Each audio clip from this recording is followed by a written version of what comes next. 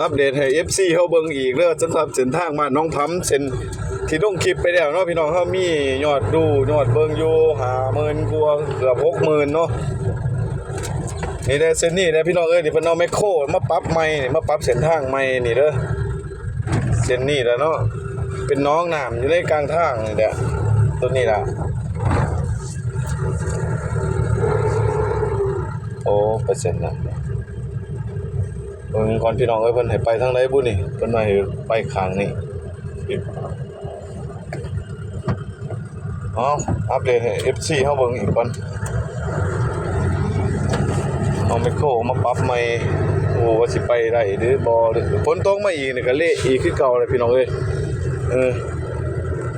เพราะว่ามันแดงก็บ่ทันแดงปานใดเนาะเพิ่นสิเอาเพิ่นก็เฮ็ดดีของเพิ่นนั่นน่ะเพิ่นก็ปรับปรุงใหม่ไปเรื่อยๆเนาะเพิ่นก็น่าเสียทางเพิ่นสิเอาหินเอาหยังมาลงใส่แล้วก็ปูเป็นทางลาดยางด้วยนั่นแหละเนาะ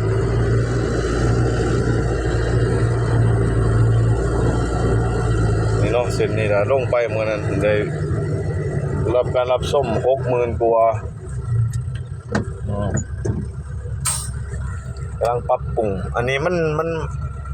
ดินถนนนี่คือว่าเบิดเด้เนาะพี่น้องเฮาดินหนทางเบิดมีแต่ดินเก่าอยู่พื้นเนาะเพราะว่าดินหนทางแท้ๆเพิ่นก็เอาออกมาไว้ข้างนอกคือเบิดเลยนี่เนาะสองข้างทางแต่เป็นน้องที่ว่าเลิกกว่าหมู่เลิกกว่าบนอื่นๆอีกพี่น้องเอ้ยบนนี้นี่รถน้อยรถกระบะรถวีโก้เฮาก็ไปบ่ได้เราไปได้แต่รถใหญ่อย่างมันสูงเนาะมันก็ไปได้แบบไปแบบยากๆไปจังซั่นเนาะเป็นคลิปยาวเด้อพี่น้องเด้อเอาเป็นคลิปยาวหน่อยเบิ่งนำกันเนาะวันนี้ก็ยังเป็นน้ำอยู่เห็นบ่มันเอาไมคโครมาปรับปรุงใหม่เส้นทางบ้านน้องพำเฮาเนาะบ่บอกหรอกว่าอยู่แขวงใดแต่ว่าเป็นภาคใต้ของลาวเฮานี่แหละเส้นทางนี้ก็รถบรรทุกใส่เที่ยวเพื่อไปเอาแฮเอาทรายเด้อพี่น้องเฮาเอาแฮทรายอยู่พูนน่ะอยู่น้ำคลองเฮาพุ่นเนาะเพราะว่าเส้นทางมันก็เพ่พังไปรถใหญ่เที่ยวหลายเนาะนี่บ่เดียวนี่พี่น้องเป็นน้องใหญ่